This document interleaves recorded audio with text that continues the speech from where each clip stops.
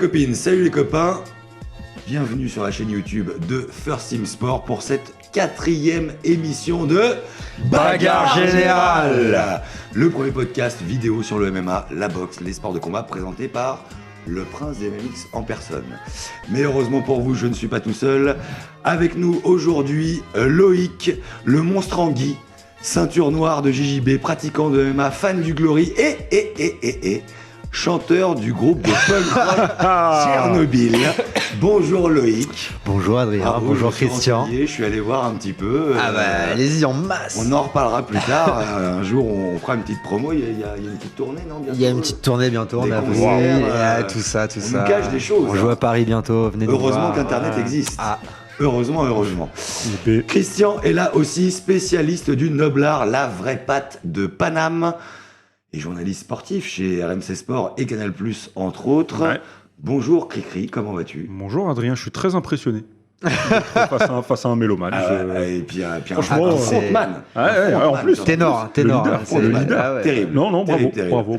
Merci à vous d'être là, messieurs. Nous sommes quelques heures après le combat Wilder Fury 2. Nos yeux le disent. Je pense nos cernes. On a failli commencer avec les lunettes de soleil et puis on s'est dit finalement non. Pourquoi ? Parce que sinon je ne peux pas lire mes fiches. Je me fais vieux. Et merci aussi à la First Team d'être là avec nous pour réaliser cette belle émission.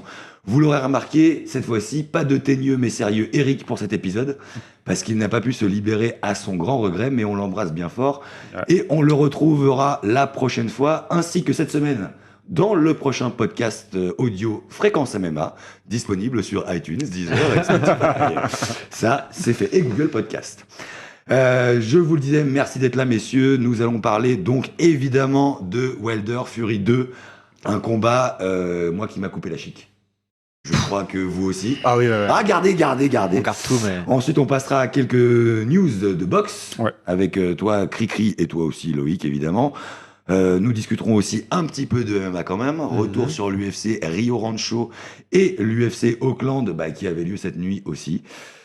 Et pour finir, nous passerons au bazar général, mais un bazar général assez light, juste un pronostic de vous, messieurs, pour l'UFC 248. J'ai les pronos d'Eric. Très bien. Il prendra pas de retard, mais pas de quiz BG4. Pourquoi ? Parce que le champ a décidé d'être assez Coubertin et d'attendre Eric pour remettre son titre en jeu. Alors, Coubertin ou alors un petit peu crevard, comme ça. Non, il a peur. On n'est pas comme ça. Il reste 2 semaines de plus, champion, non, c'est ça ? On n'est pas comme ça. On verra. Avant de commencer, je vous rappelle les règles. Protégez-vous tout le temps. Je veux des débats propres, des interventions clean et surtout de la discipline. Si on se coupe la parole, et à plus forte raison, quand on n'est que 3, c'est 10 pompes. Okay. Si vous êtes prêts, on touche les gants. Ça va commencer.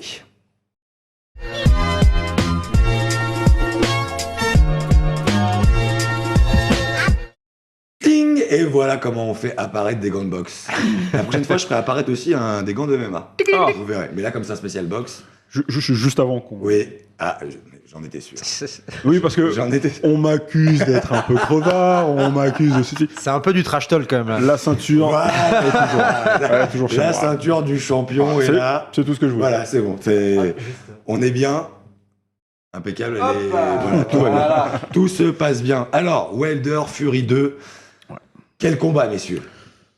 Moi, j'ai mis la bagousse de gitan pour célébrer. Pour célébrer. Avant de parler du combat en lui-même, on a eu une belle promo, j'ai trouvé. Quelque chose de gamins. Deux gamins d'une trentaine d'années. Une promo avec du trash talking très maîtrisé, assez drôle. De l'humour et de l'autodérision qui, personnellement, moi, me manque un peu dans le MMA. C'est 2 mecs qui savent faire ça. On est d'accord. C'est 2 mecs qui savent faire ça. Fury, évidemment, il est incroyable pour ça. Wilder savait que pour la promotion du combat, il fallait qu'il sorte un peu de ce rôle grand méchant loup, je vais venir, je vais te mettre KO, et qu'il fallait qu'il y ait une joute verbale avec Fury, qui lui est totalement client pour ça. Et effectivement, c'était assez plaisant. Et puis, surtout parce que les deux s'apprécient quand même. Il y a un respect, il y a un respect mutuel. Et surtout depuis le premier combat. Voilà. Bien sûr. Donc, on a eu encore, on avait déjà eu les conseils en masturbation de Tyson Fury. On a eu des petits conseils un petit peu sur la libido de Tyson Fury, donc qui a expliqué s'être beaucoup entraîné au cunilingus pour muscler sa mâchoire supérieure. Voilà. Et puis, apparemment, il compte aussi continuer à s'entraîner. J'imagine qu'il doit être en train de le faire parce qu'il a annoncé que s'il gagnait, il allait se ruiner en coq et en pute. Littéralement dans le texte. Je suis pas sûr que ce soit vrai parce que maintenant Je pense pas. Il y a eu la rédemption. Il y a eu la rédemption. Juste après la fin du combat, il a quand même longuement remercié son sauveur Jésus-Christ. Le Seigneur. Ah ouais, d'ailleurs, j'étais vraiment impressionné parce que dans les sports de combat. Ouais. Généralement, les quelques-uns qui le font, Khabib le fait beaucoup parce que voilà, c'est très présent. Il y a beaucoup de musulmans qui le font, mais c'est vrai que c'est rare qu'on ait. Alors généralement, ils font les Brésiliens, Thanks Lord ou assez rapidement. Mais là, il a répété. Neymar 100% Jésus. Ouais, non, mais il a quand même répété un verset de la Bible là, assez long quoi, juste après. Il est très pieux. C'est la face B entre guillemets de Tyson Fury. C'est que une fois qu'il est hors promo, hors préparation d'un combat, hors caméra, c'est quelqu'un qui est au final très calme, très taiseux, qui parle pas beaucoup. Et d'ailleurs, pour ceux qui nous regardent, je vous conseille un documentaire d'ITV qui a été fait sur Tyson Fury. Donc à partir de son retour contre Seferin jusqu'à là le deuxième combat face à Wilder, qui le suit. Justement, quand il est on, donc quand il prépare son combat, quand il est en promo et quand il est off. C'est-à-dire quand il est chez lui, dans le Lancashire. Avec ses 3 enfants. Avec ses 5 enfants. Avec ses 5 enfants. Avec sa femme. Beaucoup plus calme, beaucoup plus taiseux. Et vraiment un homme, comme tu disais, spirituel et pieux. Très pieux. Ah ouais. Tous les dimanches à l'église. C'est son seul jour off. Parce que, pour lui, vraiment, c'est le jour du Seigneur. Donc, on avait vu ces belles images aussi dans la locker room, comme on dit, où avant, lui, il prie pour sa religion. Et ensuite, il propose aux gens de son staff, qui sont d'autres religions, de prier pour leur Dieu, etc. Ce que j'avais trouvé quand même assez. C'est très, très présent chez lui. C'est très, très important. Il y a autre chose. Alors, parce justement, on parle de juste après le combat, mais il y a un truc. Pourquoi est-ce qu'il a chanté American Pie à la fin c'est son truc, il le fait assez souvent. Ça, c'est. Il y a Gala avant, quand exactement. il rentre. C'est remixé d'ailleurs. Comme toi, Loïc, c'est un mélomane. Voilà. D'ailleurs, il chante. Non, mais en vrai, il chante vraiment bien. Ça, après, je te laisse seul juge parce que je ne saurais pas en juger. Le master of the voice ici. Mais oui, il fait ça après ses 2-3 derniers combats. Il a pris le micro, il a chanté. Puis il demande à la foule de chanter avec lui. Bon, Wilder aussi, lui, avait fait ses petites déclarations avant en disant qu'il était au top de sa forme et qu'il aurait pu manger un Tyson 86. Bon, compte tenu du résultat du combat, après ce qu'on a vu, c'est un peu plus compliqué. Il y a eu des choses plus drôles quand même durant justement leur conférence de presse. Normalement, on a des petites images de la conférence de presse qui vont passer. On a eu un Wilder qui dit à Fury que son fils de 2 ans tape plus fort que lui. Bon.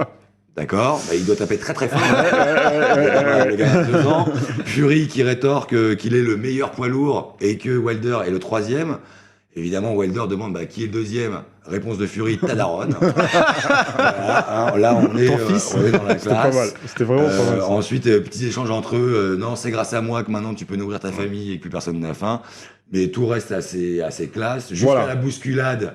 Même la bousculade. Il n'y a personne pour les séparer. Ouais, mais on en parlait un peu avant, mais moi, il y a un truc qui m'impressionne justement, et c'est une grosse différence entre le MMA et la boxe, j'ai l'impression, c'est que en MMA, là, à la fin de la pesée, vraiment, donc chacun fait sa pesée, et à la fin, on fait le stare down justement pour la photo, les journalistes, et pour faire monter un peu la pression, évidemment. Et moi, ce qui m'a impressionné sur ce stare down et ce wait-in, c'est qu'on les a laissés de longues minutes seuls sur scène, face au public, avec absolument personne pour les séparer ou quoi que ce soit. Parce que justement, après la pesée, ils sont séparés pour faire genre parce qu'ils se sont bousculés, alors qu'on sait très bien qu'il se passera rien, étant donné qu'on les a laissés se bousculer tour à tour. Après la conférence de presse, on sent que c'est orchestré, mais c'est bien fait. C'est bien fait, et comme je disais il y a quelques minutes, il y a un respect mutuel entre les deux. Ils s'apprécient. Pour vous donner un tout petit insight sur l'avant-premier combat, parce que j'ai eu la chance en fait de rencontrer Deontay Wilder avant le premier combat face à Fury. C'est lui qui a eu de la chance de te rencontrer surtout. Ouais. T'es le champion BG quoi. Voilà. et là, il m'expliquait qu'en gros le premier combat face à Fury avait mis un petit peu de temps à se mettre en place, pas parce que pour des raisons contractuelles ou d'argent, mais parce que Fury était difficile à motiver. et qui le motivait, qui l'appelait à chaque fois pour un peu le tenser et le pousser à se remettre en forme, Deontay Wilder. Parce que ils ont. Ça se fait en direct alors, c'est pas voilà. Ils s'appelaient directement, ils s'envoyaient des messages directement. Fury l'a confirmé, Wilder lui l'a dit plusieurs fois. Donc ça a été au final un échange de bons procédés. D'accord. Voilà. Et non, franchement, sur ce côté les stare-down un peu non sécurisé, en boxe, les deux combattants savent qu'il y a énormément à perdre. Et contrairement peut-être au MMA, il y a moins cette notion d'électricité qu'il peut y avoir dans le MMA, où on sent vraiment dans le visage des mecs, où c'est vraiment... il suffit d'un mauvais geste pour que ça parte en n'importe quoi. En boxe, c'est beaucoup plus du show. Même si effectivement les pesées maintenant en MMA, ils font même 2 pesées, ils font une pesée cérémonielle et une vraie pesée. La pesée cérémonielle est évidemment pour le show, mais pendant cette pesée cérémonielle, on sent vraiment que les mecs sont très intenses. La pesée en boxe, c'est vraiment... Alors déjà, il faut faire le poids, parce que la pesée en boxe, il n'y en a qu'une seule, il n'y a pas de pesée cérémonielle. Si tu arrives et que tu montes sur la balance et que tu n'es pas prêt, ou que tu n'es pas au poids, il faut vite aller courir ou vite aller perdre le poids que tu dois perdre. Donc, ou se faire vomir. Les mecs, voilà, éventuellement. Mais donc les mecs, ils sont plus dans cette notion de ok, j'assure déjà le poids.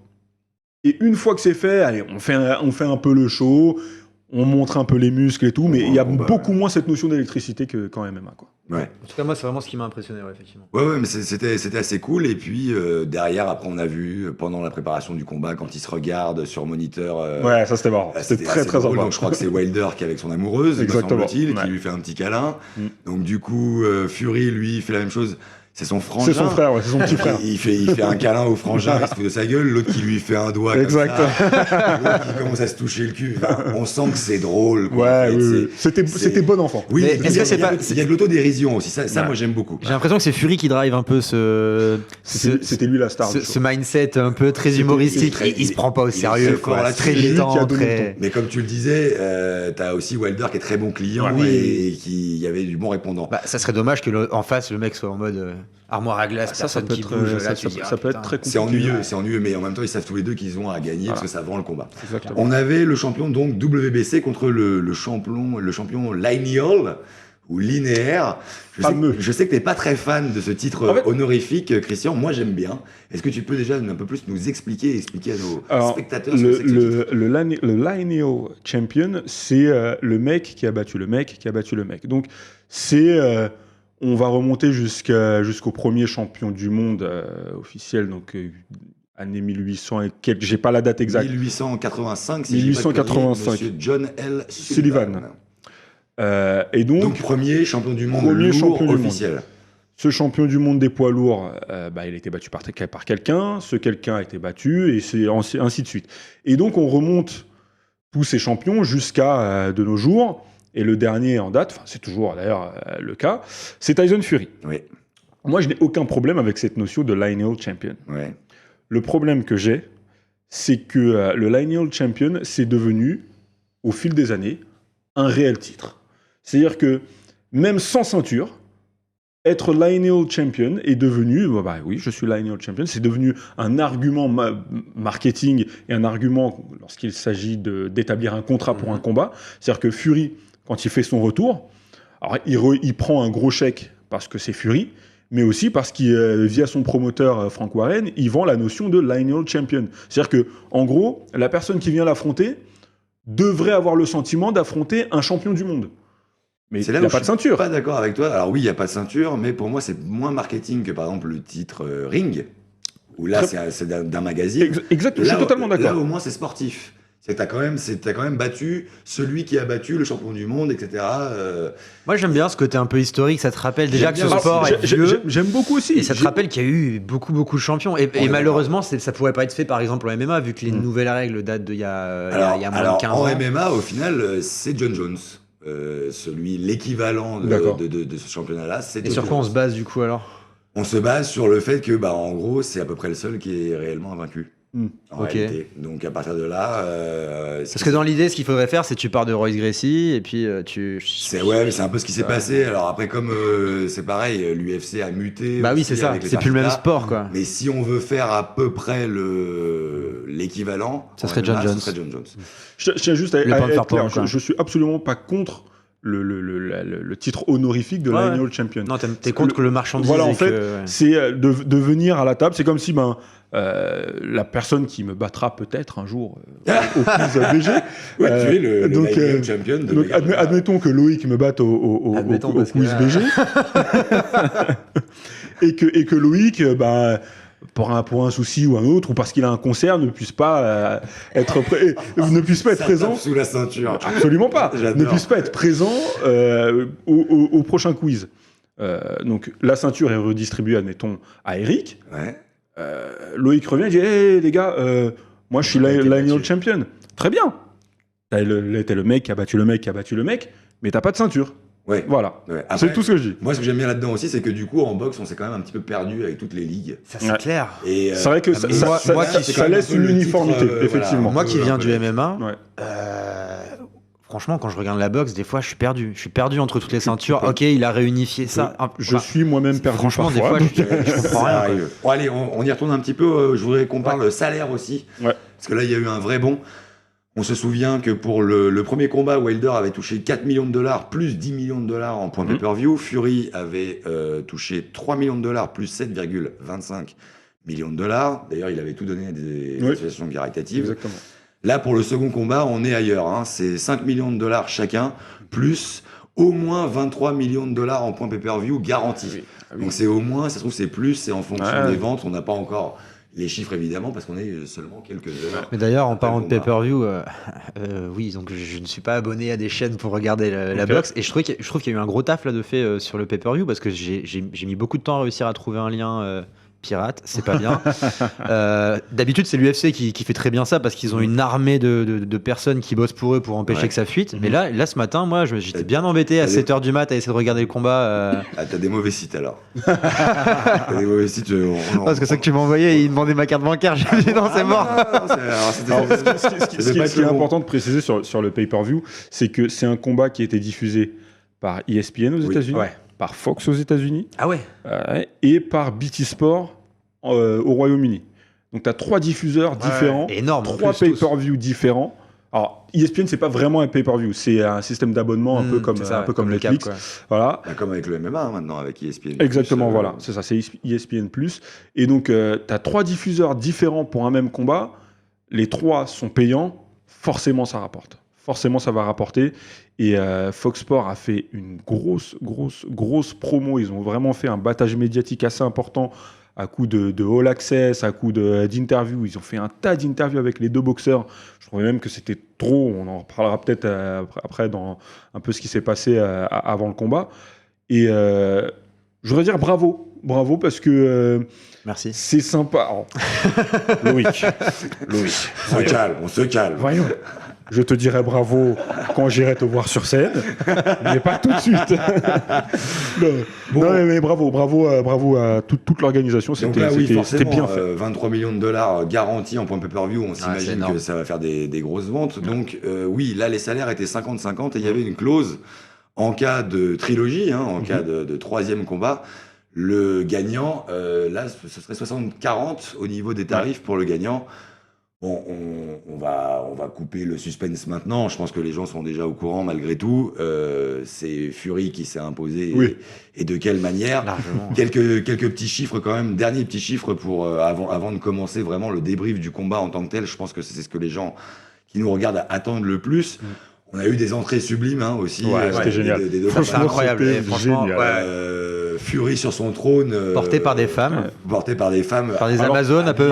Porté. À gladiatrice, il y avait porté, pas sûr. Non, elle portait pas, mais. Sur roulette. Je crois hommage à Georges III, si je dis pas de. Non, Richard III.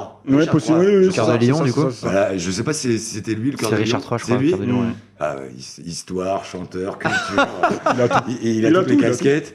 Wilder, lui, avec son costume inspiré du film Les Vierges de Satan. Ok, d'accord. Ça me faisait penser un peu au masque avec la tête de lapin dans... C'est pas Donnie Darko, mais... D'accord. Non, okay. J'ai pas la référence. Mais par contre, non, mais là où je te rejoins, c'est les deux entrées étaient incroyables. Toutes les deux dans leur style, magnifique. Oui, vraiment, et pourtant d'habitude, je me perds pas trop sur ce genre de truc, mais là, j'étais. La petite tenue de Wilder, $40 000 quand même. Hein. Ouais. Sympathique. Ça va. Ou après quand tu prends.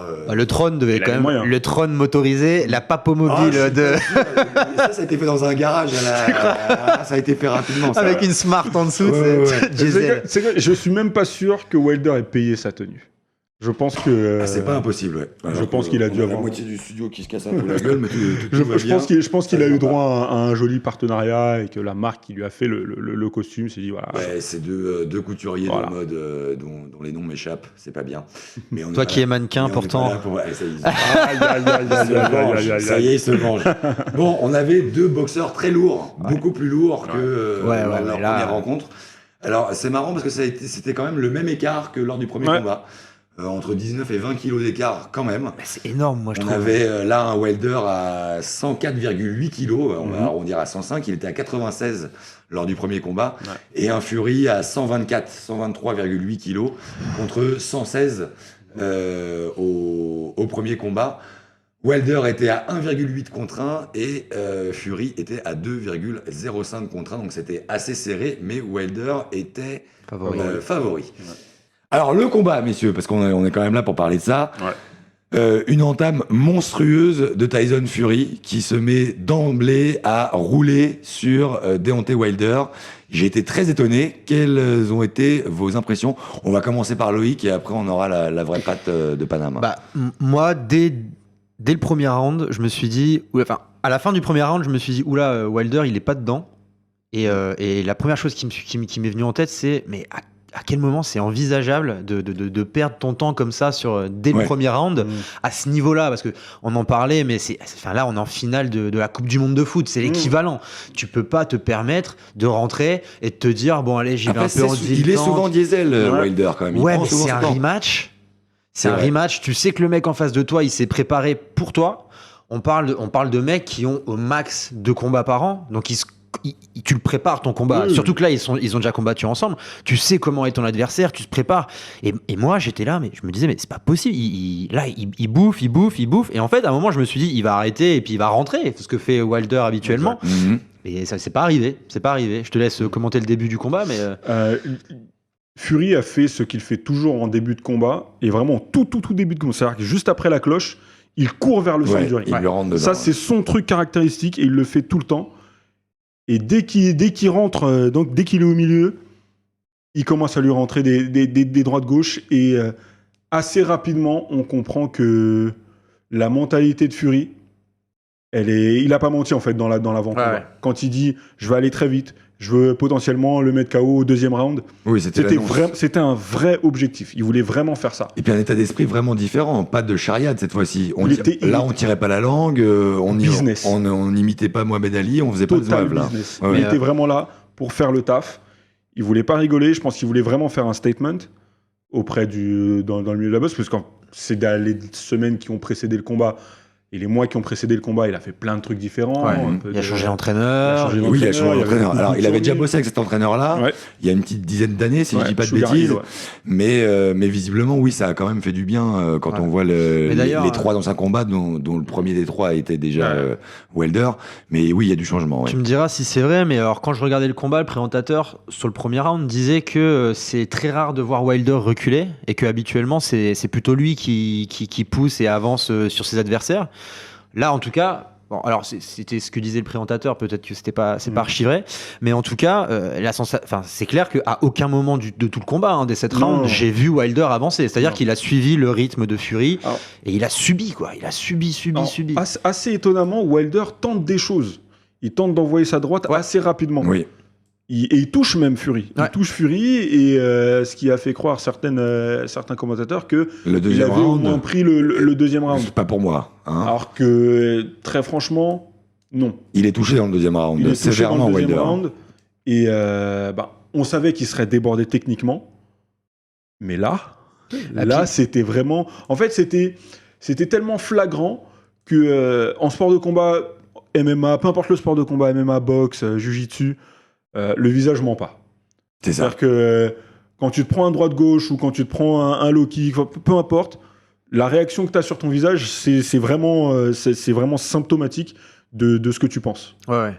Et le visage de Wilder, franchement, avant même qu'il aille au sol pour la première fois dans le 3e round, on le sentait totalement perdu. Oui, puis très vite la bouche en sang, comme tu le disais, 3e round, premier knockdown.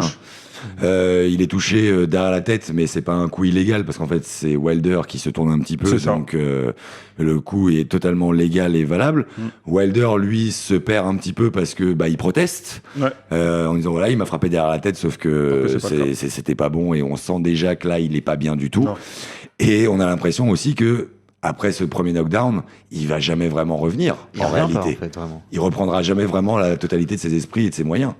Moi, il y a un truc aussi qui m'a marqué, alors on reviendra là-dessus, mais il y a eu beaucoup de clinch. Et l'arbitre avait beaucoup de mal à les séparer, je trouve, par rapport à d'autres matchs de boxe. C'est deux beaux bébés aussi. Après, voilà, Kenny Bayless, c'est un arbitre Hall of Fame, vraiment rien à dire sur lui. Mais séparer Fury et Wilder, c'est pas facile. Alors, Kenny Bayless, c'est quelqu'un d'assez grand, pour ceux qui ont vu les images, mais il fait pas. Mais il faisait crevette à côté des deux autres. Il est vraiment trop léger par rapport à eux deux. Après, il y a le respect de ce monsieur-là, Kenny Bayless, qui fait que même si Fury a essayé parfois de glisser des petits coups, c'était plutôt respecté quand il demandait de séparer. Et pour revenir sur le... Il y a eu un point négatif quand même, il y a eu une pénalité pour au 5e round, Fury. Au 5e, parce qu'il s'appuyait un peu trop sur Wilder. C'était carrément sur mais c'est qu'il est pas bête aussi. C'est-à-dire que d'un côté, on a Wilder qui va au contact parce qu'il est dépassé, et Fury qui fait attention de ne pas se prendre la droite et de ne pas se prendre la foudre. Parce que Fury le sait très bien dès le début qu'il va marcher sur le combat et qu'il a l'ascendant dès le début. C'est quelque chose d'acquis. Voilà, il prend le milieu du ring, il le touche d'entrée, quasiment d'entrée, il marque des points très rapidement, il prend la première reprise, la seconde reprise, la 3e reprise, il le colle sur le cul. Il a plus qu'une seule chose à éviter, Fury, c'est de se prendre la fameuse droite d'assassin. Et la 3e reprise, le premier knockdown donc, du combat, Wilder, il se fait taper donc derrière l'oreille, à ce que les Américains appellent l'équilibrium. Alors, j'ai pas le nom en français, désolé, mais en anglais, c'est l'équilibrium. Et c'est exactement le même endroit auquel Joshua avait pris un coup lors du premier combat contre Ruiz Junior. Et en gros, quand tu te fais taper très fort à cet endroit-là, tu perds toute coordination de tes membres. Une sorte d'oreille interne, me semble-t-il. Voilà, tu le vois, de toute façon, après, il titube. Il trébuche beaucoup, il tombe souvent, il glisse. Exactement. Alors, c'est pas souvent des knockdowns. À un moment, quand même, 5e reprise, on a un knockdown corps. Ce qui est remarquable. C'est très, très Parce que c'était aussi arrivé, me semble-t-il, à Joshua contre Ruiz à un moment où il s'était plus ou moins pris... ou alors je confonds. Non, je dois confondre avec un autre combat, pardon. Mais en tout cas, là, je confonds pas. 5e round, Wilder prend un second knockdown corps. Donc avant ça, il y avait eu 2 chutes, mais où il n'avait pas été compté parce que l'arbitre estime... Dont une qui était un peu... c'est clairement pas volontaire de la part de Fury, on le voit, mais c'est clairement un croche-pied. C'est pas fait exprès. C'est vraiment pas fait dans le feu de l'action. Il met son pied en avant, l'autre... Mais là, 5e reprise, il le touche très sévèrement au corps, et là, c'est là qu'on commence à se dire, mince, là, c'est plié, quoi. On se demande comment il va pouvoir récupérer Wilder. En fait, à partir du 5e round, et ça, c'est une des images qui, moi, m'a fait de la peine pour Deontay Wilder, c'est que l'arbitre ne regarde plus le combat, il regarde Wilder. Et ça...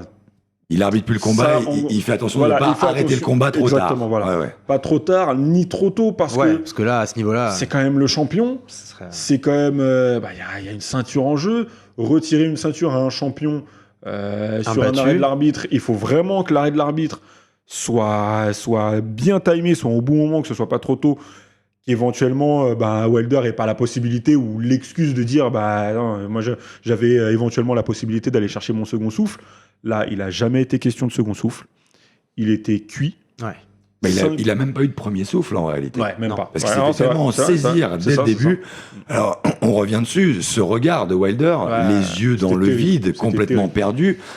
Là, on s'est aussi rendu compte de toutes les lacunes techniques de Deontay Wilder. On l'a souvent dit.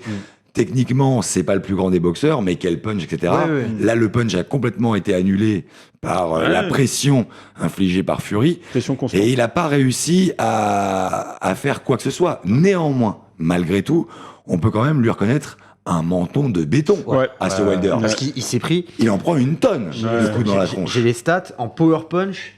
Le punch c'était hier soir. 160 power punch portés par Fury sur Wilder contre 55 seulement de Wilder. Il s'est fait annihiler. Bon, après, c'est logique aussi. Hein. On sait que je crois que Tyson Fury est le poids lourd qui se fait le moins toucher. Ouais. Il est à 6,4 coups par round, alors que Deontay Wilder normalement est à 7,1 si je dis pas de bêtises. Mais là il y a un gap qui est trop gros. Non, sur les 2 premiers rounds, ils étaient à peu près à égalité parce que pendant le combat, ils te font à la fin du 2e round, ils font un espèce de punch stat. Et j'étais étonné parce que visuellement, j'avais l'impression quand même que Fury était au-dessus. Parce que Fury est plus actif, il bouge plus. Mais par contre, en termes de significant strike, t'étais à peu près à égalité. Je crois que c'était 30-30 ou 29-31. Enfin, c'était assez. Ouais, sauf que rapidement. On sent que ceux de Fury sont beaucoup plus puissants et mieux placés. De jab, pas de. Aucun jab du côté Wilder. C'est pas vraiment nouveau. C'est pas son style. C'est horrible à dire, mais je suis pas sûr qu'il sache vraiment bien le faire. Ouais. Quoi. Alors que Fury, lui, sait très bien le faire. Ouais. Ce jab du gauche a vraiment fait très mal à Wilder.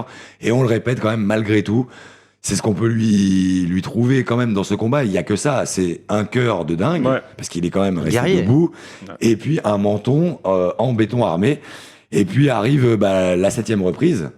Arrive ce qui doit arriver. Hein, alors avant même la 7e reprise, je me permets de te couper, vas-y. Adrien. Avant même la 7e reprise, dans le coin de Wilder, entre la 6e et la 7e, on lui demande s'il veut continuer.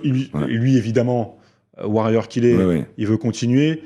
Mais le fait qu'on demande, c'est déjà très mauvais signe. Le fait quand on te le demande, faut déjà que ça gamberge dans la tête. Évidemment, il est champion du monde, il se dit, et moi, pour être totalement honnête avec vous, jusqu'au bout du bout, alors c'est peut-être totalement naïf, je vais pas me cacher, hein. J'aime beaucoup Deontay Wilder. Je sais ce que tu vas dire et j'ai partagé cette impression. J'ai une affection un peu assez particulière pour Wilder, parce que j'ai eu la chance de le rencontrer, parce que c'est un bon gars aussi, voilà.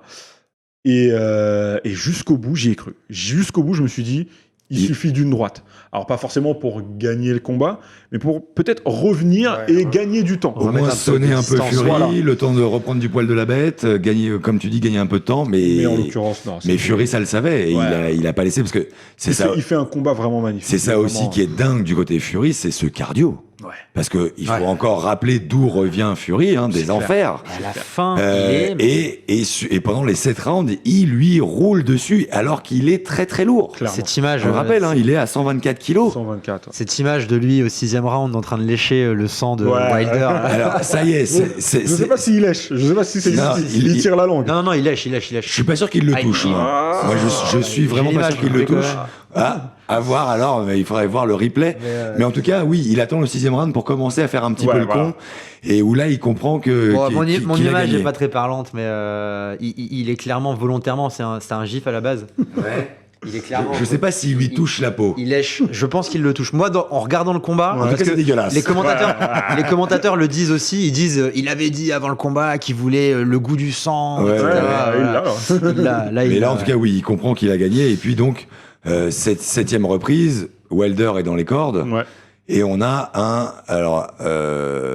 un arrêt de l'arbitre simultané avec le jet de l'éponge. Alors, pas de son coach. Ça, en fait, ce qu'il faut expliquer, c'est que JD, qui est donc le coach principal de Deontay Wilder, comme beaucoup de coachs, il a évidemment une relation particulière avec lui, mais lui d'autant plus, puisque à l'époque où Wilder commence la boxe, Wilder, c'est un mec qui a aucun rapport avec ça, c'est un mec qui fait du basket à la base, du football américain et tout, et c'est devenu presque un peu son fils par alliance. Et ils ont passé une sorte de pacte. C'était que si jamais il y a ce genre de combat où ça devient vraiment compliqué... Je vais confisquer le stylo. Ah pardon, ça fait du bruit, voilà. Désolé. Non, s'ils arrivent au niveau où il y a ce genre de combat, où championnat du monde, la ceinture est en jeu, et c'est tendu pour Wilder, il ne doit pas arrêter le combat. Que ce soit quelqu'un d'autre qui l'arrête, que ce soit l'arbitre qui l'arrête, que ce soit un adjoint qui l'arrête, mais pas Jay Dees. Ok. Voilà. Donc là, on peut imaginer que c'est lui qui a demandé à son assistant de voilà. jeter l'éponge. Est-ce que c'est pas pour ça? Parce que Jay Dees, il est totalement conscient qu'il faut arrêter. Oui, il le savent. Est-ce que c'est pas pour ça? Parce que moi, il y a une image qui m'a marqué sur ce combat, c'est la réaction de Wilder quand l'arbitre arrête. Donc, bien sûr. Sa première réaction, c'est d'en vouloir à l'arbitre. Genre, mais non, mais là... Et l'arbitre lui montre que c'est son la serviette qui a été jetée, et là on voit son visage qui se décompose, et il comprend que... Alors qu'on pense que l'arbitre n'a pas vu l'éponge, parce qu'elle est jetée dans son dos, et c'est dire toute la qualité de cet arbitre. Quand même. Il la montre, il la montre du doigt. Moi je l'avais pas vu au premier abord, parce que je pense vraiment que c'est un arrêt de l'arbitre.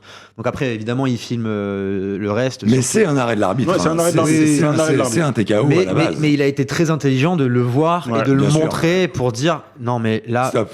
Mais Kenny Bayless, encore une fois, on parle beaucoup de Kenny Bayless d'ailleurs sur ce combat, parce qu'il a fait du bon boulot. Il est totalement conscient, déjà en regardant, à partir du 5e round, en regardant que Wilder, il sait qu'à un moment ou un autre, l'éponge peut être jetée, et il sait que il arrête Wilder, et éventuellement il se tourne vers le coin pour voir s'il y a une réaction ou s'il y a quelque chose, mais il sait. De toute façon, il faut le protéger. Là, il se prend trop de coups, ça devient dangereux cérébralement, ça saigne de partout. On a beaucoup parlé de Wilder. Maintenant, je pense qu'il faut parler quand même du vainqueur, celui qui revient des enfers. Et la question principale de cette émission, est-ce que Tyson Fury devient le vrai patron des poids lourds? Pour moi, oui. Hein. Mais déjà, à l'époque où il a sorti Klitschko, c'était déjà un message fort envoyé au monde de la boxe. Alors, c'était un message fort parce qu'il prend les titres. Mais la qualité du combat face à Klitschko, c'était vraiment pas un beau combat. C'était vraiment un combat vraiment très très moche. Il prend les ceintures et le problème c'est qu'après il a son hiatus de 3 ans où il disparaît, il a ses problèmes et tout. La Fury complète la collection. Donc là, maintenant, il a tout. C'est le seul boxeur de l'histoire à avoir gagné la ceinture WBA, WBO, WBC, IBC, IBF, IBO, pardon, on se perd quand même. Le lineal et le ring. Il a tout gagné. Il a tout. C'est le GOAT. Et WWE. Pas encore. Attention. Ah oui. Il a sa petite pige en catch en plus. C'est vrai. Alors, GOAT, peut-être pas encore. Non, parce qu'il y a eu des gens avant. Pardon, monsieur. Mais en revanche, patron. Et par contre, je suis pour le mettre en numéro 1 de sa génération. Ça, c'est clair et net. De la génération avec Joshua, avec Wilder, avec Ortiz, tout ça. On va être obligé d'en parler, Joshua, du coup, avec cette histoire. Même si on sait qu'il y avait une clause dans le contrat, si jamais Wilder perdait, il devait y avoir une revanche. Donc, on aura très logiquement une trilogie. Maintenant, ça va être Fury-Wilder, 3. Mais... compte tenu du combat, est-ce que c'est vraiment intéressant de voir parce qu'il y a un tel gap? Je suis pas sûr que ce soit vraiment intéressant pour Fury. Oui. Wilder, il aura des envies de revanche, évidemment. Il aura des envies d'éventuellement reprendre un titre. Mais pour Fury qui d'ailleurs a un plan de carrière. Quel est son plan? Son plan, la coque et les putes. Non, s'il te plaît, Louis. Ne gâche pas tout. On a dit que c'était un homme pieux. Alors, en gros, le plan, et il l'a dit, il le répète, et je suis pas sûr que ça fasse plaisir à Bob Arum, parce que lui, s'il pouvait manger sur le dos de la bête le plus longtemps possible, il s'en priverait pas. Mais lui, son plan, c'était donc, il lui restait, selon lui, 3 combats. En tout cas, il lui reste 3 combats dans son deal avec ESPN et Top Rank. Le premier des 3 combats, c'était donc cette nuit face à Wilder. Il voudrait faire un méga giga fight face à Joshua en Angleterre. Ah bah là, ce serait génial, oui, parce que là on a les 2 Anglais. C'est immense. Le seul problème que j'ai, et ça éventuellement peut-être qu'on y reviendra après, mais Fury, qui est donc, j'allais dire propriété, mais c'est pas le mot, mais qui est sous l'égide de Top Rank, promoteur américain, qui a signé un contrat avec ESPN, la chaîne américaine, plutôt Las Vegas, pour que ça se passe en Angleterre. Et ce serait dommage que ça se passe pas en Angleterre si ça se faisait, mais c'est Wembley là. Il va falloir bien négocier. Et le dernier combat qu'il aimerait faire, c'est Derek Chisora. D'accord. Voilà, il aimerait terminer par Derek Chisora parce que il l'appelle son ami Derek Chisora, et il aimerait sortir, faire son dernier combat face à Derek Chisora. C'est son plan. C'est quoi cette histoire de combat? C'est un peu comme la revanche que Wilder avait accordée à Ortiz pour qu'il puisse gagner suffisamment de thunes pour l'aider, etc. C'est un peu un échange de bons procédés. Okay. Fury terminerait sur un combat pas trop difficile, même si Chisora est quand même... Mais et potentiellement pouvoir, selon lui, se retirer undisputed exactement. Et avec toutes les ceintures. C'est le plan. C'est le plan qui a été établi par Fury. Maintenant, il y a beaucoup de gens autour de lui, notamment, j'insiste sur Bob Arum, qui lui, dès qu'il a un fighter qui réussit un petit peu, surtout qui réussit sur le sol américain, alors qu'il vient de l'étranger, il va vouloir manger sur le dos de la bête, mais le plus longtemps possible. Si je compte bien, il lui reste donc 2 combats à son contrat. Ça va plutôt se faire trilogie Wilder et éventuellement Joshua. D'ailleurs, on va en parler de Joshua dans un instant de son prochain combat, mais avant, est-ce que vous imaginez, vous, un combat entre Tyson Fury et Anthony Joshua? Mais moi, je veux pas l'imaginer. Excuse-moi, Loïc. C'est toi le spécialiste.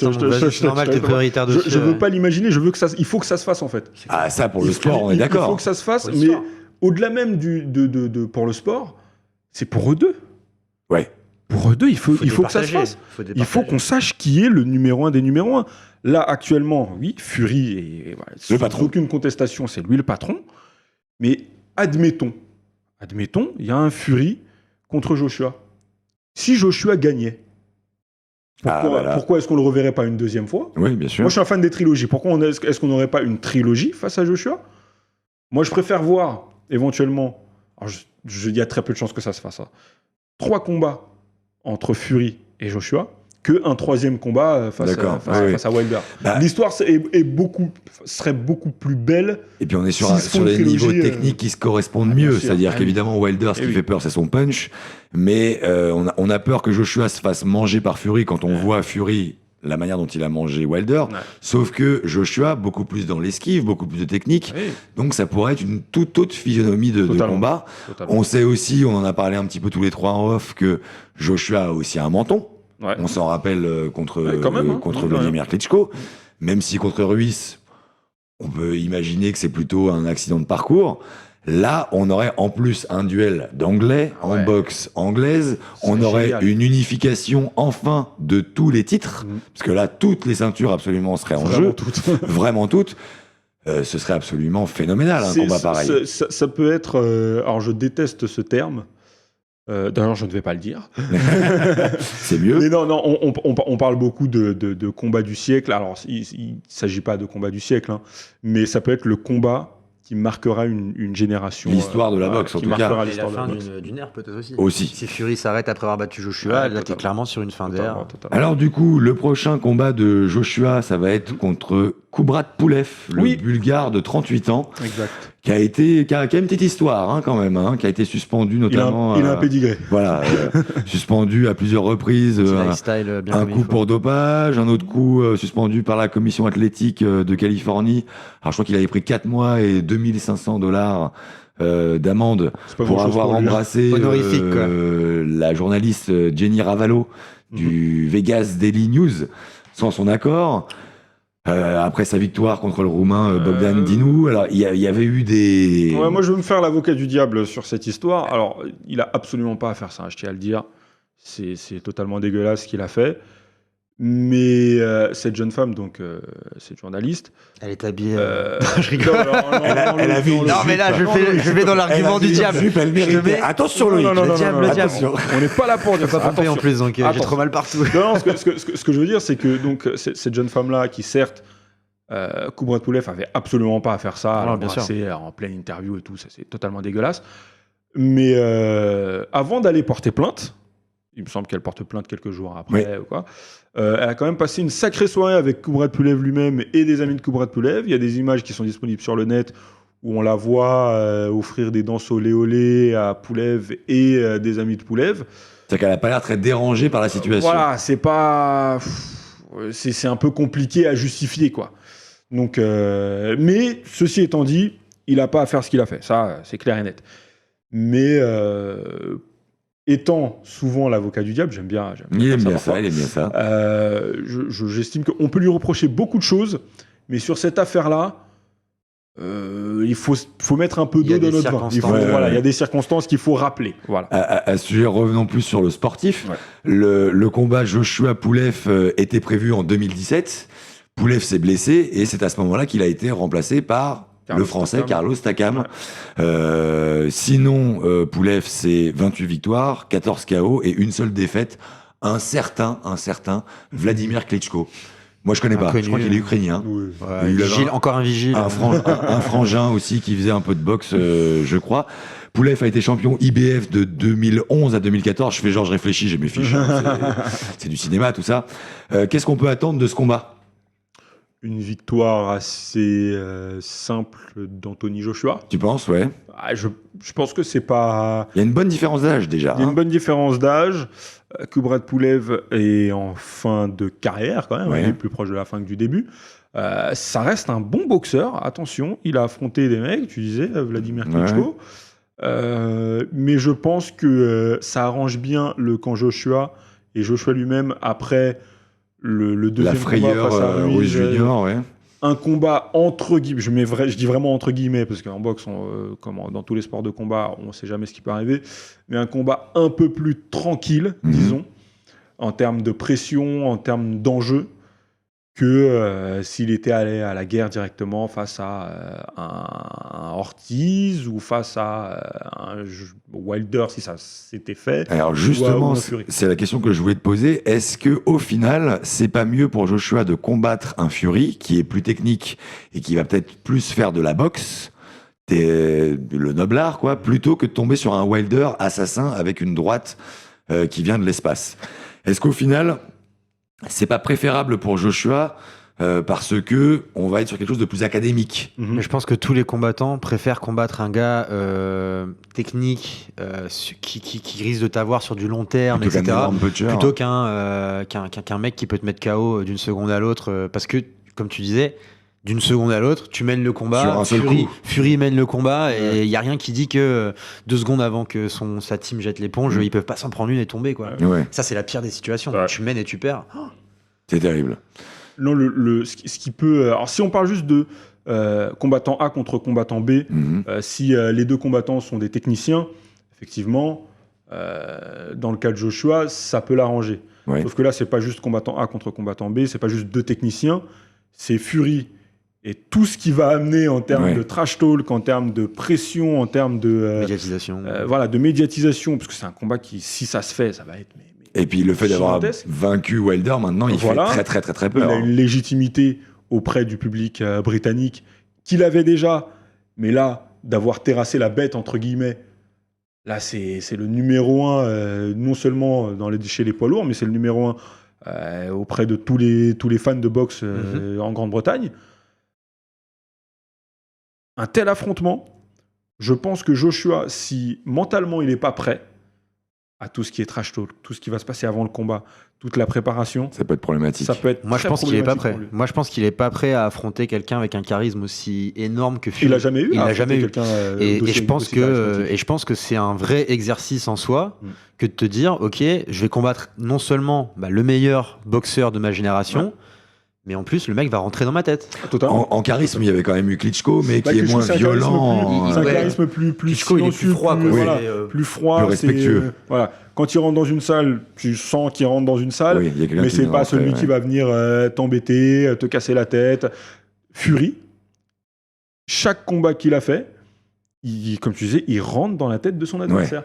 Il fait tout pour le déstabiliser avant le combat déjà. Est-ce qu'on peut imaginer que si Joshua se défait assez facilement comme tu penses que ça peut se passer de Pulev, le prochain combat peut être Fury-Joshua ou ça va pas être tout de suite Je ne pense pas, non. Je pense pas parce que il y a un semi-deal, entre guillemets. Il y a une espèce d'accord verbal avec Alexander Usyk qui monte lui des cruiserweight et qui a depuis longtemps veut monter en poids lourd et veut Joshua.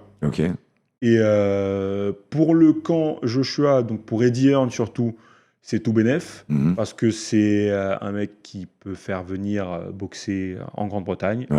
Pas besoin d'aller aux États-Unis, de s'expatrier. Puis il conserve un peu sa ceinture pendant ce temps-là aussi. Et c'est pas parce que s'expatrier, c'est pas quelque chose que Joshua aime beaucoup faire. Il aime bien boxer chez lui, voilà. Et mais plutôt 2021. Ok. 2021, pourquoi pas. En parlant de s'il a toujours les ceintures. Ok.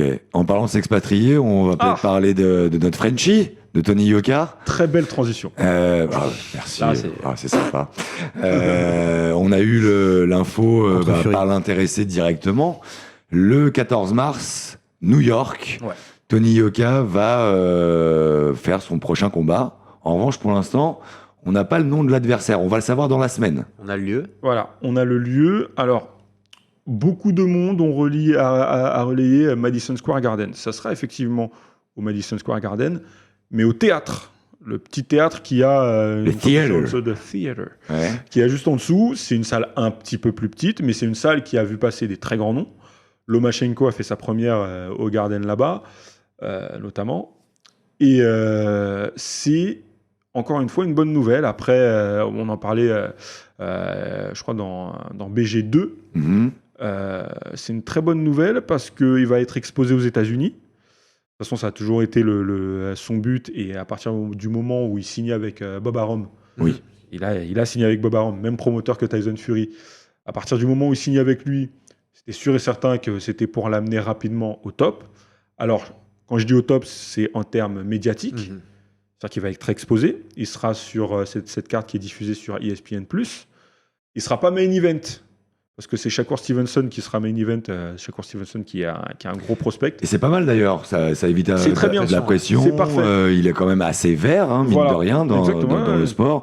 On voit beaucoup de gens qui disent « oui, non, maintenant, il lui faut un top 10 ».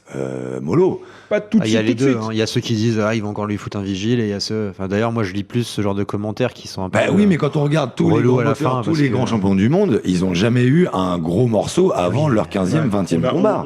Le problème qu'a eu Tony Yoka, c'est que. C'est l'effet JO. Les JO l'ont propulsé au top directement. Et je me souviens juste à la sortie des JO, des gens qui demandaient à ce qu'ils prennent Joshua directement. Ah oui, non. Alors, c'est peut-être des personnes qui n'étaient pas forcément du monde de la boxe, très initiées à ce qui se passe en boxe et notamment au passage c'est aussi amateur professionnel. Un peu à cause de sa communication. Oui. La conquête, évidemment, on pensait à la conquête de la ceinture. Ça a énervé quand même pas mal. Moi compris, j'ai eu beaucoup de mal à comprendre pourquoi on mettait autant le projecteur des séries et tout sur lui, alors qu'on avait d'autres boxeurs français. C'était du marketing à l'américaine. Les JO, etc. Mais en fait, à mon avis, l'espèce de backlash là qui se prend, le shitstorm qui se prend, je pense qu'il est lié à ça. C'est-à-dire qu'on en a tellement fait une star. Il y a ça, il y a son histoire de no-show avec la sur le dopage. No-show de dopage. Ouais, il y a eu ça aussi. Le test antidopage. Voilà, le test antidopage. Il n'était pas dopé, mais il a eu 3 no-shows. Donc forcément, voilà, il a dû être suspendu pendant un an. Tout ça, et effectivement l'image qu'il rejette aussi, parce qu'il rejette l'image de quelqu'un qui est très confiant, qui est très ambitieux. Très prétentieux parfois aussi. Pardon ? Très prétentieux aussi parfois. Je sais pas si prétention et ambition, la limite est très. Oui, c'est souvent. La ligne est très fine. Mais en fait, moi, la question que je pose aux personnes qui disent qu'il est très prétentieux, c'est qu'est-ce qu'il faut qu'ils disent ? Est-ce qu'il faut qu'ils disent qu'il avance tout petitement, voilà, il va faire ce qu'il peut et tout. Oui, on sait que ça marche pas comme ça. Il est champion olympique. Non, mais je pense que c'est... L'étape d'après dans sa carrière, c'est forcément d'aller chercher un titre mondial. Alors après... Mais je pense que le côté prétentieux est aussi... Selon moi, c'est sa communication qui n'a pas été très... Non, puis quand... Très bien sentie, on va dire. Disons la conquête, c'était un peu dur. Il a manqué un peu de tact. Après, la conquête, c'est pas son idée. C'est pas lui qui a choisi. Oui, non, bien sûr. C'est pas lui qui a choisi, mais il a manqué peut-être un peu de tact. Et puis surtout... Il a été mis très, très, très en lumière lors de ses 5-6 premiers combats, face à des adversaires qui, forcément, quand on commence une carrière professionnelle, tu ne peux pas tout de suite prendre des mecs qui sont super forts, parce qu'il faut un temps d'adaptation pour passer de la boxe amateur à la boxe pro. Et les gens qui l'ont suivi au JO, qui l'ont vu super fort, médaillé olympique, n'avaient pas cette patience-là. On n'avait pas la patience de le voir. De toute façon, le public JO, en règle générale, c'est le public. Alors, on dit MMX, FootX, etc. Mais je veux dire, quelqu'un qui est capable de regarder sur une semaine 50 000 sports différents, tu peux pas être spécialiste dans tous ces sports. Et n'oublions pas que la boxe au JO, c'est amateur. Et c'est amateur. C'est totalement différent. C'est plus la même chose. J'ai envie de te cuisiner quand même un petit peu, Christian. Dis-moi tout. Sur le nom de son prochain adversaire, est-ce que tu as déjà des bruits? Est-ce qu'on pense forcément à l'allemand Christian Hammer? Est-ce que ça peut être lui? Est-ce que ça va pas être lui? Si c'est pas lui, je suis vraiment pas sûr que ce soit Christian Hammer. Alors Christian Hammer, il devait l'affronter il y a quelques mois, mais ça devait se passer en France. Ça ne s'est pas fait parce que Hammer était blessé. Ouais, c'est ça. Hammer est quand même quelqu'un de très bien classé, qui a lui aussi un pédigré. Il a affronté des noms. Je pense que Bob Arum, pour présenter son nouveau produit, je pense pas qu'il prendra un gros risque. D'accord. Donc il mettra face à lui quelqu'un comme je pense quelqu'un de son écurie ou quelqu'un d'un peu qui gravite autour de l'écurie Top Rank qui sera de bon niveau. Allez, un petit nom. J'ai pas de nom à vous donner. Très honnêtement, j'ai pas de nom à vous donner. Là comme ça, j'ai pas de nom à vous donner. Bon, on va être obligé de passer au News MMA alors. Désolé, c'est la punition. Désolé. News MMA, c'est parti.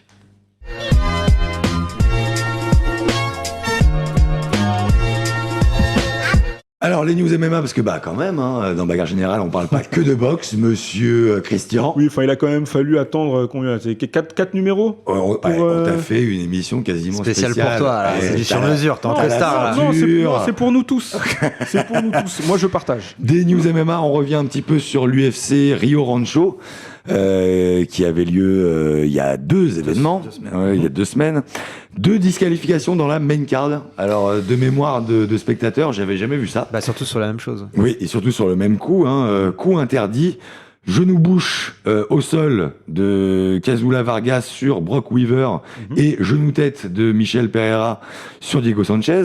Arrêt direct. Non, c'est l'inverse. Pardon ? C'est pas Sanchez qui a mis le... Ah non, c'est Michel Pereira qui met un coup de genou dans la tête de... Pardon. 10 pompes. Allez, c'est parti. Allez, j'ai entraînement hier, je peux pas. Je jure, je peux pas. J'ai trop mal. Moi, allez, 10 pompes, j'aime bien me faire l'avocat du diable, mais là, je peux pas te défendre. Enfin, c'est dingue, ça. On croit rêver. Ça va, Loïc? Donc, arrêt direct de l'arbitre en faveur de Weaver et arrêt sur demande de Sanchez qui déclare ne pas être apte à continuer le combat dans lequel il était clairement mené. Donc, ça a déchaîné un petit peu les foules sur les réseaux sociaux. Dont Dana White. Néanmoins, l'intéressé s'est exprimé en disant « Moi, j'ai pris une décision sensée de vétéran. En effet, je perdais. Là, j'ai gagné. » C'est imparable, au final. Et il y a surtout en fait, il a vraiment... Il a un peu cassé les bonbons à tout le monde avec cette histoire où il a posté 1000 vidéos pour expliquer pour expliquer l'histoire, pourquoi est-ce qu'il a gagné. Je sais pas si vous avez vu son compte Instagram, mais il en a littéralement mis 4 ou 5 avec des slow-mo, rappel des règles. Et il y a un truc qui m'a fait exploser de rire, c'est le commentaire de Dana White qui lui dit vas-y gros, mais get over it quoi, c'est bon, on a compris. T'as gagné. C'est très agaçant quand un combattant essaye par 1000 façons de se justifier après un combat. Surtout que sa déclaration, au final. On voit ça parfois aussi en boxe sur des knockdowns et tout, où les mecs mettent des captures d'écran le lendemain sur les réseaux sociaux. C'est vraiment franchement agaçant. Surtout sur cette règle-là, en fait. Parce que ce qu'il faut comprendre, pourquoi est-ce qu'il y a des cues, c'est parce qu'il y a les 3 points de contact avec le sol et que du coup, voilà. Si je dis pas de bêtises, encore une fois, je suis pas un spécialiste absolu des règles, mais je pense que tu as le droit au coup de genou au corps. Oui, ça tu as le droit lorsque le fighter est au sol. Et là, je veux dire, entre là et là, il suffit, dans une notion de combat. Oui, mais la réception du coup, ça change tout. On est d'accord. Parce que sur le premier combat, sur Vargas Weaver, il est vraiment sonné par ce coup de genou. Bien sûr. Et c'est l'arbitre qui arrête en disant voilà, c'est disqualification directe. Là, c'est un peu moins le cas. On sent que, concrètement, Sanchez, et puis on connaît Sanchez, c'est ce qu'on appelle un chien de la casse, il est incroyable. Normalement, ça, c'est un combat qui peut continuer. Sauf que là, il est tellement dominé de la tête et des épaules que il sent bien que là, c'est la porte de sortie. Ouais, totalement. Bon, c'est malin. C'est malin, voilà. C'est malin, oui et non, parce que ça, je pense que Sanchez, il avait une grosse fanbase, justement, tu disais, de ce côté un peu chien de la casse, un peu la fanbase des Diaz, tu vois, genre des mecs, Là, tu passes un peu quand même pour un pussy, quoi. Tu vois, genre, ok, mec. C'est petit. Pour un chaton. C'est petit, quoi. C'est petit, ouais. Sur le même event, on avait sur le même event, on avait le main event. Jan Blachowicz qui expédie Corey Anderson au tapis en 3 minutes 30 au round 1 et qui call John Jones qui était dans l'assistance. Ouais. Bon, c'était sympa l'échange, mais on a du mal à imaginer un joli combat entre deux. Trop tôt. J'ai l'impression qu'on est. Par contre, il a eu l'audace de le faire. L'échange était sympa. Et John Jones réagit bien. J'ai apprécié la manière dont c'était fait. C'était cool. C'était assez cool. Mais sportivement, on n'est pas convaincus. Il n'y a pas vraiment d'intérêt. On s'étend pas plus là-dessus. On est tous les trois d'accord. Hier soir, ce matin, juste avant Wilder Fury 2, l'UFC Auckland, 4e défaite de suite pour la Polonaise Karolina Kowalkiewicz contre la Chinoise Yan Chaonan. 6e défaite en 8 combats. Ça sent le roussi pour la mignonne petite Polonaise. Ça sent la retraite. Qui n'a plus l'air d'avoir envie de faire ça, tout simplement. Dès le début du combat, on sent qu'elle n'a pas envie d'être là, qu'elle n'est pas concernée par son combat. C'est pas la première fois. C'est malheureux. À un moment, elle avait une belle hype. Ouais. Mais là, je pense qu'on n'est pas loin du cutting UFC. En tout cas, l'UFC, elle est plus au niveau. Ouais. Et puis, en main event, on a eu une marave. Ouais. Mais quelle marave! La tête. De 5 rounds. À la fin. Dan Hooker bat Paul Felder à la décision partagée. Après, vraiment un combat de dingue. De dingue. Alors, les réseaux sociaux, encore... Un vol. Non, ce n'est pas un vol, c'est pas parce que les stats vont un peu plus vers Felder que forcément c'est un vol. Il y a quand même les takedowns du 5e round qui vont vraiment en la faveur de Hooker. Mais au-delà de ça, moi, il y a une image que j'ai envie de retenir. C'est Paul Felder qui veut déposer ses gants dans la cage à la fin du combat et Dan Hooker qui l'en empêche. Alors, je sais pas si c'est fait exprès, mais en tout cas, il lui prend la main pour... Il ramasse le gant. Non, il le ramasse pas, le gant. Ouais. Il l'a encore dans la main. Et juste au moment où il enlève le deuxième et où il va les jeter, Hooker arrive, lui prend la main et veut le faire célébrer par la foule. Ouais. Quelle belle image. C'est une belle image. Surtout après un petit discours ultra émouvant où il dit voilà, j'ai un fils à la maison qui m'attend, je supporte plus de le voir m'attendre. En effet. Surtout, il faut rappeler aussi quand même, ils sont très loin. Ils sont Nouvelle-Zélande. Ils sont en Nouvelle-Zélande. Je veux dire, là par rapport, si t'es un fighter américain, le décalage il est énorme, le trajet il est long. Et il dit qu'à chaque fois justement, quand il part loin de chez lui, c'est compliqué. Et souvent quand il part loin de chez lui, ça se passe mal. Il dit ça, il a le côté droit complètement gonflé, l'œil fermé, terrible. Les deux combattants sont transportés à l'hôpital juste après le combat. Ils ont fait des photos ensemble, c'est très sympa. On rappelle aussi que Paul Felder a quand même sa carrière de commentateur à l'UFC aussi. C'était possiblement son dernier combat. J'ai bien aimé il dit vraiment voilà, tu sens qu'il va dire je prends ma retraite et puis après il fait bon je vais réfléchir. Il le dit comme ça. Oui, et c'est Dan Hooker qui lui prend le truc. Je vais en parler avec ma femme, il a dit je pense si je dis pas de bêtises. C'était quand même une très très très très belle image et aussi une belle victoire de Dan Hooker après une guerre. Mais une guerre de 5 rounds avec 2 partout à la fin du 4e.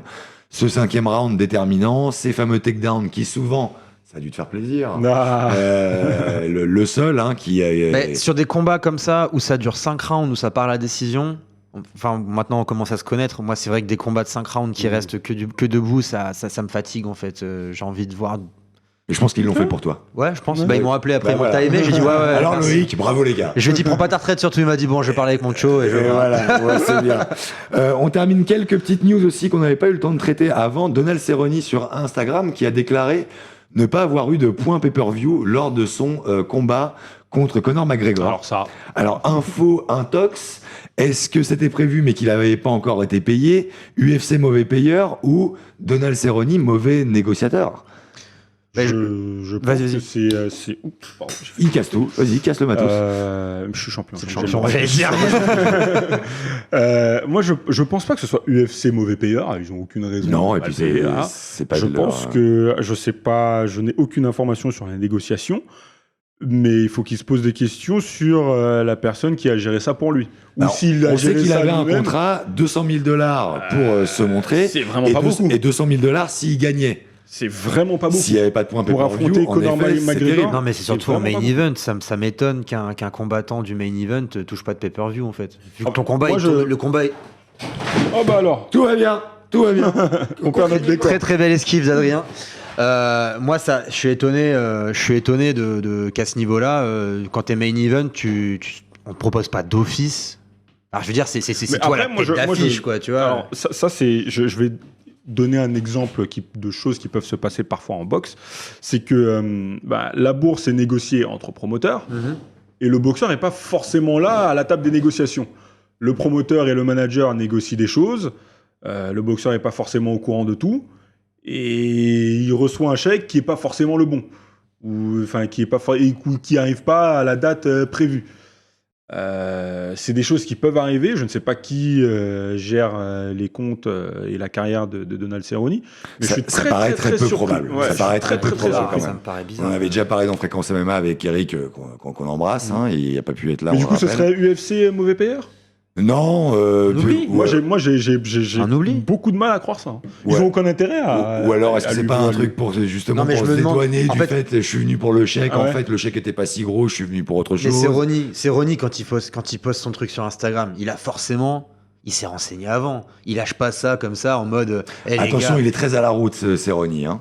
Ouais, il était sur son cheval C'est là pas un et businessman Pep, comme Ouais. Conor McGregor. D'ailleurs, Conor McGregor, on en reparle. Après, justement, du coup, la victoire de Diego Sanchez sur Michel Pereira par disqualification. Un petit tweet. Conor Comme McGregor d'hab. versus Diego Sanchez. Pareil, Comme d'hab. Alors, ça a enflammé un petit peu les réseaux sociaux. On ne veut pas voir ça. On est Il y aurait d'accord. aucun intérêt en plus. L'intérêt, ce serait plutôt pour... Sportivement, non, ce serait plutôt pour Diego Sanchez, mais c'est vrai que Oui. ce serait... Après, c'est peu probable aussi. Je parle sous l'égide du teigneux mais sérieux Eric aussi, qui m'a quand même dit, il fait tout le temps ça, c'est des espèces Oui. de blagues, il charrie, il veut faire Est-ce qu'il le partie un fait petit pour peu les de la féminines fête. aussi? Ah, j'espère que non. J'espère que non. McGregor, Mais, Holly c'est vrai Holmes. que moi, je suis moins sur Twitter qu'Eric. Eric me dit, ça fait partie des conneries qu'il fait en général quand il regarde les combats. Bon, voilà, du coup, ça a enflammé un peu les réseaux, mais pareil, je pense qu'il n'y a pas vraiment à Il y a eu un autre. à le prendre au sérieux. McGregor, ce qu'on veut savoir, c'est. McGregor très présent d'ailleurs, lors du combat. Ouais, dans la préparation. Et après, c'était BT Sport, chaîne britannique, qui est beaucoup allé le chercher. Wilder Il a Fury, donné là, son pronostic. Milieu de la Robert cage. Robert Robert Twelve, Twelve. sur, J'aimerais sur- vraiment savoir le coût du marquage sur un combat c'est très comme cher. ça au milieu. Parce C'est sur que le cher. sol et la quatrième C'est corde. très, très cher. J'ai Quatrième, pas- quatrième, Quatrième, parce que centre, la corde du haut, le milieu du C'est ring, très, très, Proper très cher. 12, ça doit coûter une fortune. Je sais pas combien, j'ai pas de chiffres officiels à vous donner, mais on parle en millions. Ça coûte un bras, non, ouais. ça c'est Parlons sûr. mieux. Ça c'est sûr. Et encore une petite news aussi, la française, Zara Fern dos Santos, qui affrontera Felicia Spencer en co-main event de l'UFC Norfolk, donc le 29 février, à Neby Sextile, le week-end prochain, donc War Infinite. T'as oublié un dis-moi tout. tweet comme ça envoyé, un Instagram post envoyé Vas-y. de notre cher Francis Ngannou quand même. Ah, mais ça, on va en parler à la fin. Ah pardon. On va en parler Autant à la pour fin. moi. Vous verrez, parce que j'ai une petite erratum à faire. Ok, d'accord. On va en parler de ça pour clore l'émission. Dernière news MMA, si oui quand même, nous recevrons Morgan Charrière dans le prochain épisode. Ça, c'est cool, ça. En Gros BG5, niveau. qui nous fera l'honneur et le plaisir d'être notre invité 10 jours avant son combat contre Darko Banovic, C'est un vrai privilège. l'Autrichien, pour le titre intérim en plume au Cage Warriors 113 Ouais. à Londres. Voilà, D'accord, vous savez tout. Et là, c'est Suivez-le. très très lourd. Ah oui. Suivez-le sur Instagram et sur les réseaux sociaux parce que c'est vraiment un gars c'est une nouvelle génération de fighters. Mm. C'est des mecs qui sont nés avec les réseaux sociaux, etc. C'est un gars qui a très très bien compris la communication sur les nouvelles générations. Il propose beaucoup de choses. Il fait beaucoup de choses avec des gamers, qui a avec très des bien compris comment youtubeurs, on casse des etc. gueules aussi, hein. Allez-y, franchement, suivez-le. Il est super intéressant. Très sympa. Nous, on Ouais. avait déjà été un peu en contact avec lui, avec Fréquence MMA. Ça n'avait pas pu se faire pour le moment. Du coup, là, on va l'avoir avec nous, parce qu'en plus, il est un petit peu beau gosse. Donc, avec l'image, ça le fait encore plus. Et il nous fait ce plaisir de venir vraiment 10 jours avant son combat, Ça, dans c'est- sa préparation. voilà, moi, c'est le timing qui me. Donc qui me- là, c'est 10 jours, c'est- on va avoir quelque chose vraiment de très très chouette, Yes. parce que oui, le combat, je crois, a lieu le 21. Oui, c'est ça. Le 21 mars. 21 mars, absolument. Donc on est très content. C'est tout pour les news. Et maintenant, on va passer au bazar général très light avec les pronos. Les pronos.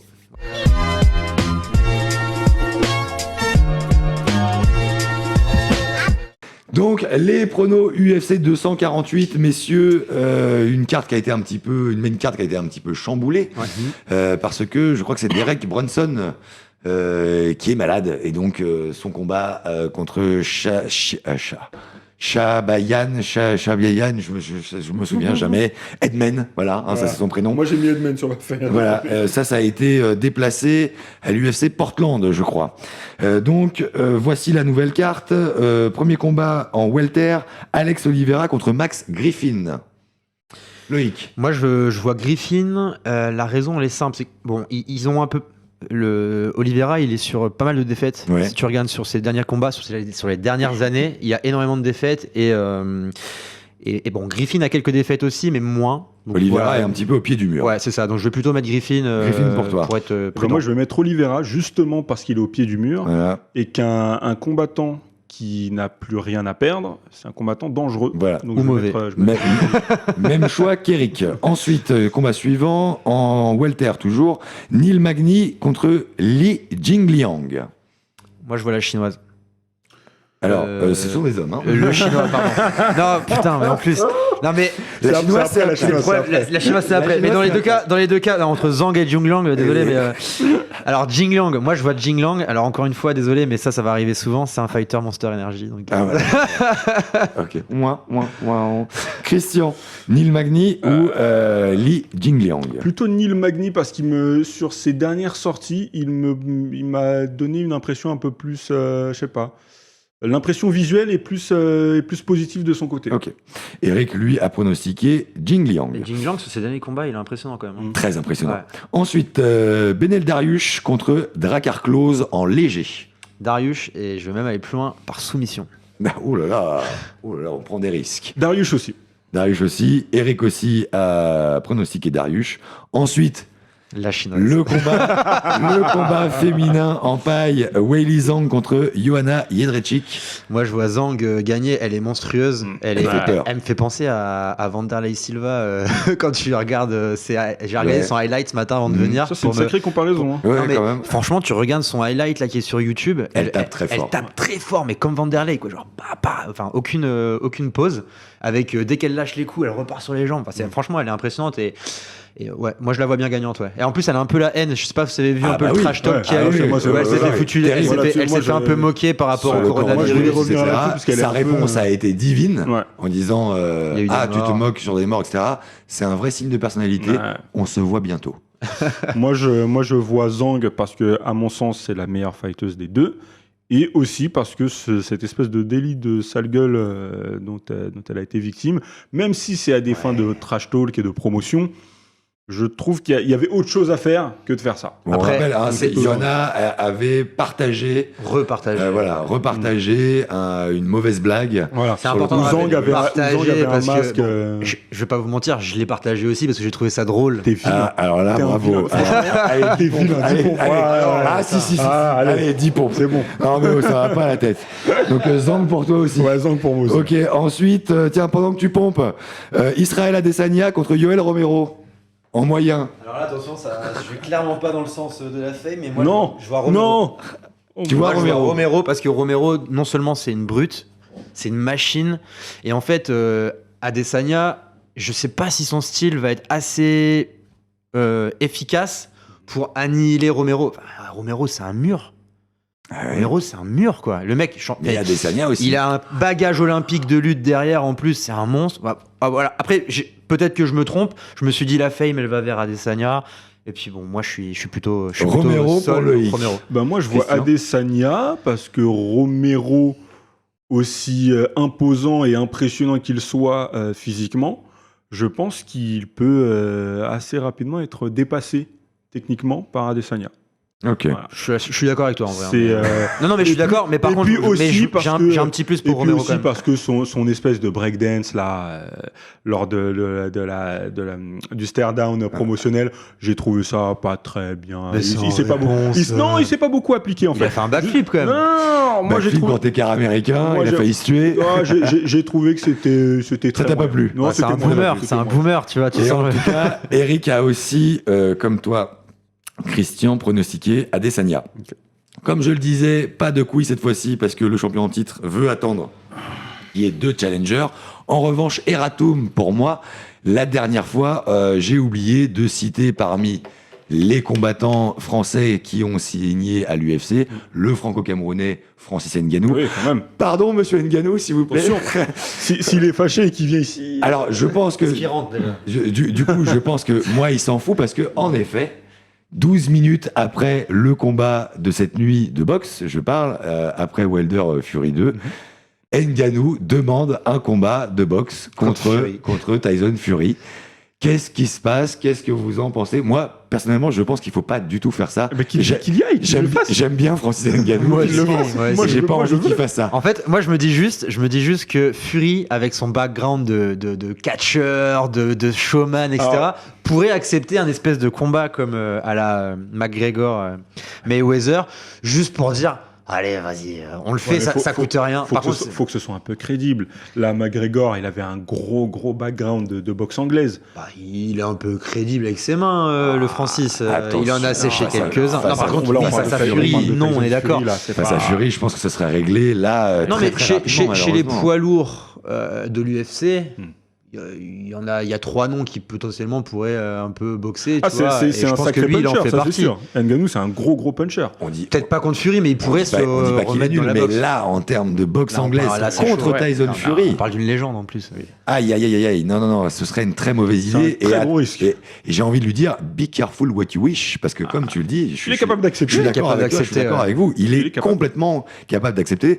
D'autant plus que si Joshua est pas disponible tout de suite, il va falloir qu'il on va le laisser se remettre un petit peu sur pied aussi avant la trilogie.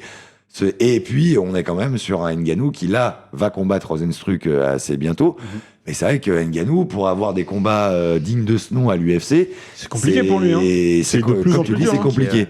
Donc, attention. Soit c'est trop, soit c'est pas assez. Il n'y a pas vraiment de personne sur son ranking à lui. Ouais, c'est ça. Et puis, il n'est pas dans les petits papiers de Dana White et de l'UFC. Bah, surtout depuis qu'il y a Cyril Gane qui arrive en plus. Cyril Gane, qui commence à prendre... il est 4e meilleur prospect, je crois. Il a été... top 5e. Il était dans le top 5. Ouais. Ce qui est impressionnant, ça fait 1 an et demi qu'il est à l'UFC. Ah oui, c'est très peu de combats. Je crois qu'il est à 6 combats MMA. Ah ouais, donc c'est violent. Cyril Gane, je le répète encore, n'oubliez pas mon rêve.